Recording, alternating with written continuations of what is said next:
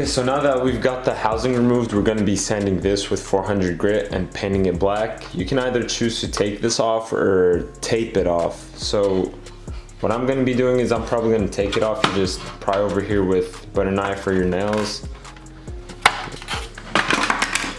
And it just comes off like that. It's just a couple clips on the left and right side, and then you just take it out. So, and also you do not want to paint this. You don't want to paint the turn signal housing because this is a plastic part. It's like a reflector or whatever.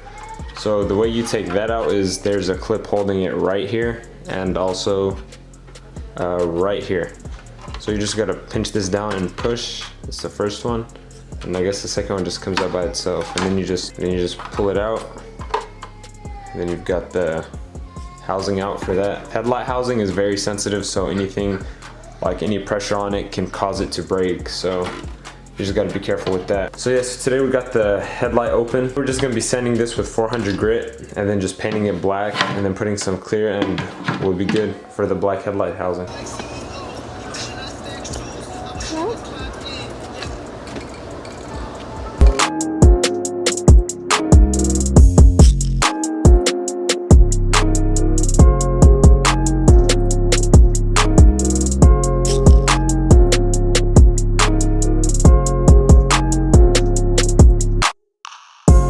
Cost 96 cents at Walmart.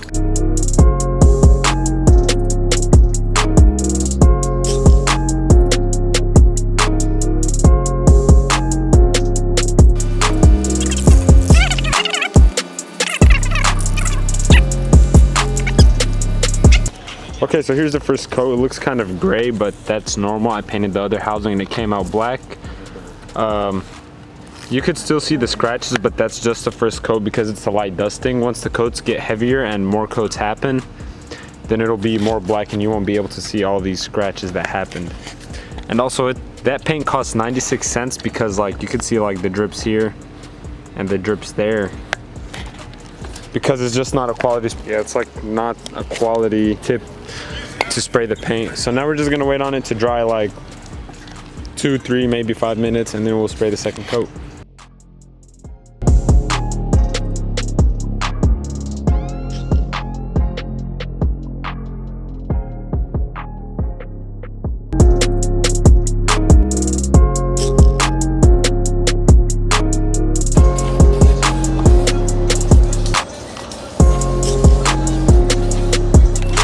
Okay, so here's the second coat. You could see it's way more blacker than the first, and there's some gloss there. That's just because it's wet. This is matte paint.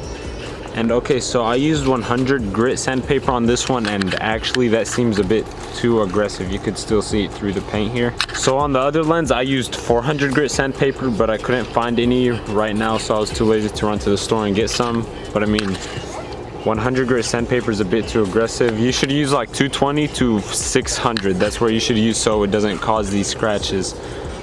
But oh well, budget build is gonna be through the lens, so I don't think it's gonna show as much. And also we've got the clear going.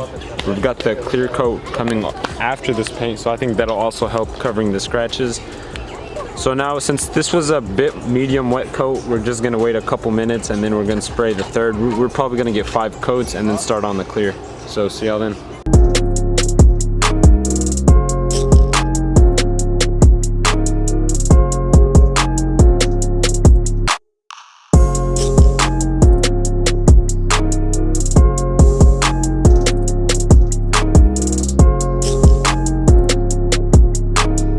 Alright, so now we're going to be spraying the clear coat. And now it looks kind of gray, but I mean, it's black.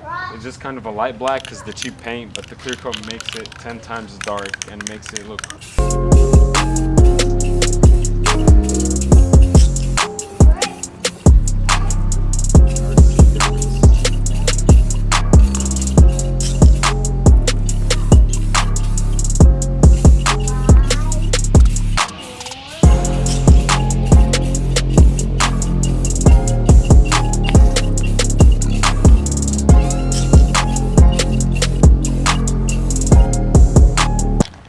So the first coat of clear was sprayed, and look at that, that just looks 10 times better.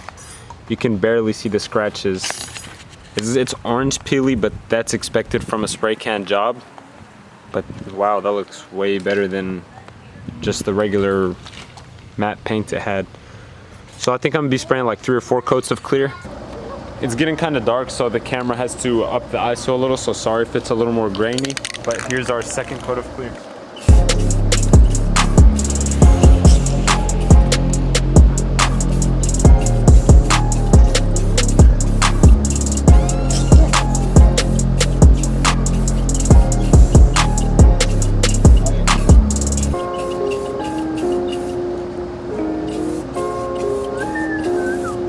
And you can see I'm spraying the coats a bit heavy. That's just how it is with clear. You gotta spray it heavy, but not to a point where it drips, and you just don't want too much overspray because then that kind of mats out some of the gloss.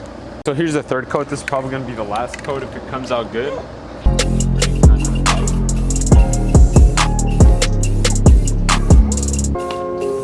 So right here is the only drip I can see right there. But that's very minor, you can barely see that. The rest of it is good. Actually looks amazing. So yeah, this is probably gonna be the last coat of clear. And then we're gonna be letting it dry inside because inside's a bit warmer than outside. So yeah, I'm gonna be waiting on it and I'll be seeing y'all then. Okay, so here's the final product with the headlight housing painted black. This is without the lens because the lens just reflects all the light from the light that I have here. So we just painted the housing black. We put the reflector back in, and we also put the turn signal plastic piece on. So in the next video, we're gonna be removing the bulb housing, the headlight bulb housing, and putting in the projector. But before any of that, we're gonna be putting the sequential LED strip on the housing.